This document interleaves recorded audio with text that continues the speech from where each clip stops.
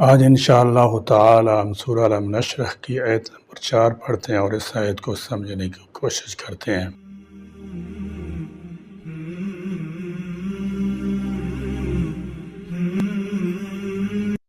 اعوذ باللہ من الشیطان الرجیم، بسم اللہ الرحمن الرحیم۔ ورفعنا لک ذکرک، ورفعنا اور ہم نے بلند کر دیا، لک آپ کے لیے، ذکرک آپ کا ذکر۔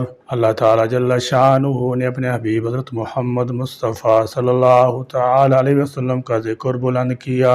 اس آیت میں فرمایا وَرَفَعْنَا لَكَ ذِكْرَكَ، بے شک ہم نے آپ کا ذکر بلند کر دیا ہے۔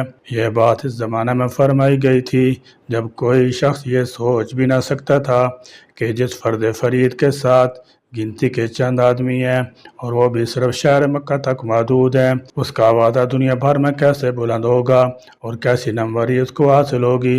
لیکن اللہ تعالیٰ جل شانہ نے ان حالات میں رسول اللہ صلی اللہ تعالی علیہ وسلم کو یہ خوشخبری سنائی اور یہ تسلی دی اور پھر عجیب طریقہ سے اس کو پورا کیا۔ سب سے پہلے آپ کے رفع ذکر کا کام اس نے خود آپ کے دشمن سے لیا۔ کفار مکہ نے آپ صلی اللہ تعالی علیہ وسلم کو ذکر دینے کے لیے، ذکر پہنچانے کے لیے جو طریقے اختیار کیے ان میں سے ایک یہ تھا کہ حج کے موقع پر جب تمام عرب سے لوگ کھچ کھچ کر ان کی شہر میں آتے تھے، اس زمانے میں کفار کے وفود حاجیوں کے ایک ایک ڈیرے پر جاتے اور لوگوں کو خبردار کرتے کہ یہاں ایک خطرناک شخص محمد ہے جو لوگوں پر ایسا جادو کرتا ہے کہ باپ بیٹے، بھائی بھائی، شوہر اور بیوی میں جدائی پڑ جاتی ہے، اس لیے ذرا اس سے بچ کر رہنا۔ یہی باتیں وہ ان سب لوگوں سے بھی کہتے تھے جو حج کے سوا دوسری دنوں میں زیارت یا کسی کاروبار کے سلسلے میں مکہ آتے تھے۔ اس طرح گرچہ وہ حضور اکرم صلی اللہ تعالی علیہ وسلم کو بدنام کر رہے تھے، لیکن اس کا نتیجہ یہ ہوا کہ عرب کے گوشے گوشے میں آپ کا نام پہنچ گیا اور مکہ کے گوشے گمنامی سے نکال کر خود دشمنوں نے آپ کو تمام ملک کے قبائل سے متعارف کرا دیا۔ اس کے بعد یہ بالکل فطری امر تھا کہ لوگ یہ معلوم کریں کہ وہ شخص ہے کون، کیا کہتا ہے، کیسا آدمی ہے، اس کے جادو سے متاثر ہونے والے کون لوگ ہیں اور ان پر اس کے جادو کا اور کیا اثر پڑتا ہے۔ کفار مکہ کا پروپگنڈا جتنا جتنا بڑھتا گیا، لوگوں میں یہ جستجو بڑھتی چلی گئی۔ پھر جب اس جستجو کے نتیجے میں لوگوں نے آپ کے اخلاق اور آپ کی سیرت و کردار کا حال معلوم ہوا، جب لوگوں نے قرآن سنا اور انہیں پتہ چلا کہ وہ تعلیمات کیا ہیں جو آپ صلی اللہ تعالی وسلم پیش فرما رہے ہیں، اور جب دیکھنے والوں نے دیکھا کہ جس چیز کو جادو کہا جا رہا ہے اس سے متاثر ہونے والوں کی زندگیاں عرب کے لوگوں کی تمام زندگیوں سے کس قدر مختلف ہو گئی ہیں، تو وہی بدنامی نیک نامی میں بدلتی شروع ہو گئی، حتیٰ کہ ہجرت کا زمانہ آنے تک نوبت یہ پہنچ گئی کہ دور نزدیک کے عرب قبائل میں شاید ہی کوئی قبیلہ ایسا رہ گیا ہو جس میں کسی نہ کسی شخص یا کسی کنبے نے اسلام قبول نہ کر لیا ہو، اور جس میں کچھ نہ کچھ لوگ رسول اللہ صلی اللہ تعالی وسلم سے اور آپ کی دعوت سے ہمدردی دلچسپی رکھنے والے پیدا نہ ہو گئے ہوں۔ یہ حضور کے رفع ذکر کا پہلا مرحلہ تھا۔ اس کے بعد ہجرت سے دوسرے مرحلے کا آغاز ہوا جس میں ایک طرف منافقین یہود تمام عرب کے اکابر مشرکین رسول اللہ صلی اللہ علیہ وسلم کو بدنام کرنے میں سرگرم تھے، اور دوسری طرف مدینہ طیبہ کی اسلامی ریاست خدا پرسی، خدا ترسی، زہد و تقوی، طہارت اخلاق، حسن معاشرت، عدل و انصاف، انسانی مساوات، مالداروں کی فیاضی، غریبوں کی خبر گیری، عہد و پیمان کی پاسداری، معاملات میں راست بازی کا وہ عملی نمونہ پیش کر رہی تھی جو لوگوں کے دلوں کو مسخر کرتا چلا جا رہا تھا۔ دشمنوں نے جنگ کے ذریعے حضور کے اس بڑھتے ہوئے اثر کو مٹانے کی کوشش کی، مگر آپ کی قیادت میں اہل ایمان کی جو جماعت تیار ہوئی تھی اس نے اپنی نظم و ضبط، اپنی شجاعت، اپنی موت سے بے خوفی اور حالت جنگ تک میں اخلاقی حدود کی پابندی سے اپنی برتری اس طرح ثابت کر دی کہ سارے عرب نے ان کا لوہا مان لیا۔ 10 سال کے اندر حضور کا رفع ذکر اس طرح ہوا کہ وہی ملک جس میں آپ کو بدنام کرنے کے لیے مخالفین نے اپنا سارا زور لگایا تھا، اس کا گوشہ گوشہ اشہد ان محمد رسول اللہ کی صدا سے گونج اٹھا تھا۔ پھر تیسرے مرحلے کا افتتاح خلافت راشدہ کے دور سے ہوا جب آپ کا نام مبارک تمام روئے زمین میں بلند ہونا شروع ہو گیا۔ یہ سلسلہ آج تک بڑھتا جا رہا ہے اور انشاءاللہ قیامت تک بڑھتا چلا جائے گا۔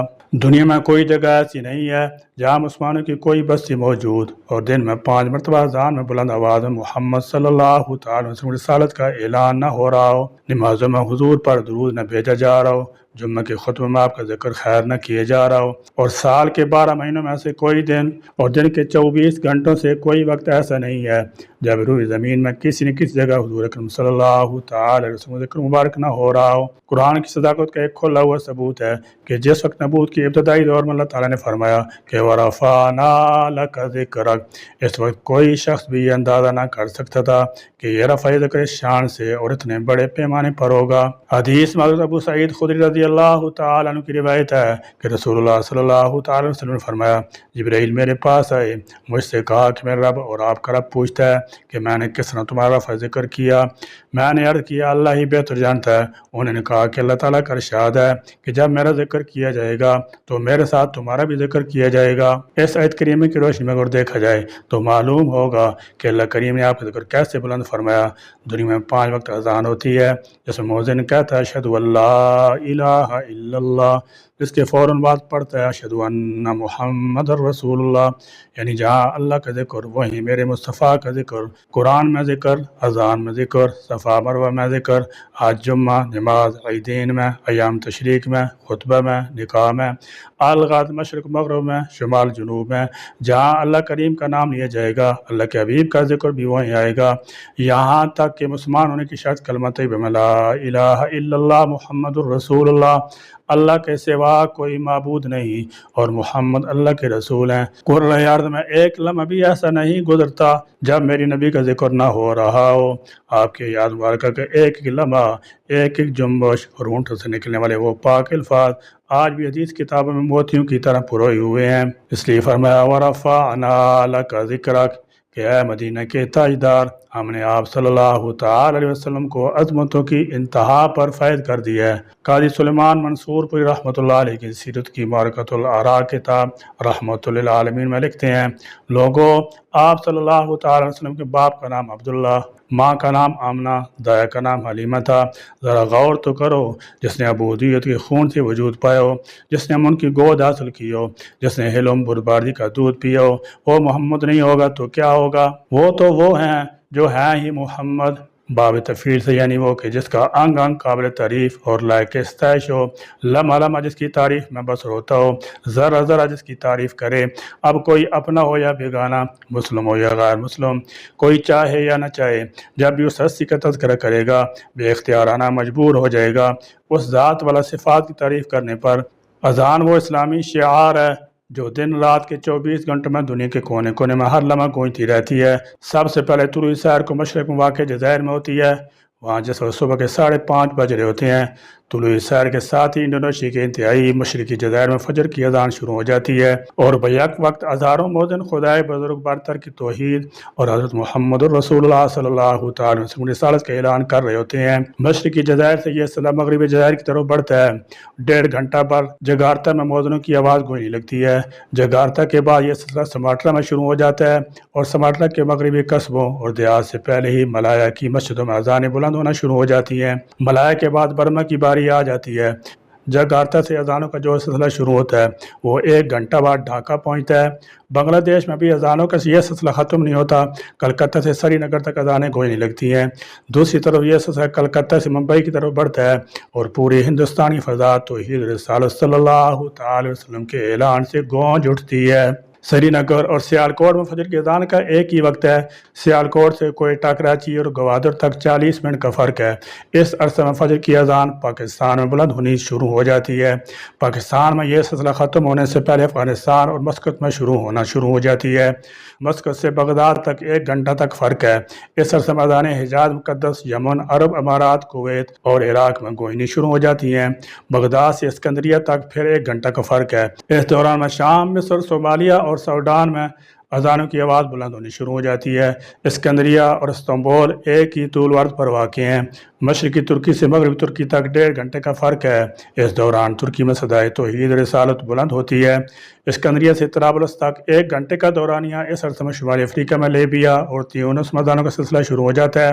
فجر کی اذان جس کا آغاز انڈونیشیا کے مشرقی جزائر سے شروع ہوا تھا 9.5 گھنٹے کا طویل سفر کر کے بحر اوقیانوس کے مشرقی کنارے تک پہنچتی ہے۔ فجر کی اذان بحر اوقیانوس تک پہنچنے سے قبل ہی مشرقی انڈونیشیا میں زور کی اذان کا سلسلہ شروع ہو جاتا ہے اور ڈھاکہ میں زور کی اذانیں شروع ہونے تک مشرقی انڈونیشیا میں عصر کی اذانیں بلند ہونے لگتی ہیں۔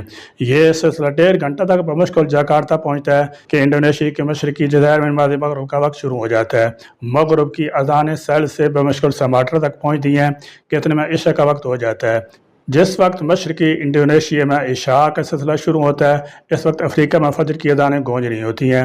کرۂ ارض پر 1 سیکنڈ بھی ایسا نہیں گزرتا جس میں ہزاروں لاکھوں مؤذن بیک وقت خدائے بزرگ برتر کی توحید اور حضرت محمد الرسول اللہ صلی اللہ تعالی وسلم کی رسالت کا اعلان نہ کر رہے ہوں، اور انشاءاللہ العزیز یہ سلسلہ تا قیامت اسی طرح جاری رہے گا۔ تو حضرت سید الرسول امام الانبیاء ہادی عالم محسن اعظم فخر عالم صلی اللہ تعالی وسلم کائنات کی وہ ہستی ہے، وہ ذات والا صفات اور ذات بابرکات ہیں۔ کائنات کا کوئی شخص آپ صلی اللہ تعالی وسلم کی تعریف کا حق ادا نہیں کر سکتا۔ کہے گا تو بس یہی کہے گا کہ بعد از خدا بزرگ تو ہی قصہ مختصر، یعنی عرش والے کے بعد اگر کائنات کے اندر سب سے زیادہ کسی کی تعریف کی جا سکتی ہے سرو مدینہ کے تاجدار صلی اللہ تعالی وسلم کی جا سکتی ہے اور کسی کی نہیں۔ تیسرا احسان اللہ تعالیٰ نے یہ فرمایا کہ وَرَفَعْنَا لَكَ ذِكْرَكَ، یعنی ہم نے آپ کے ذکر کو بلند کر دیا۔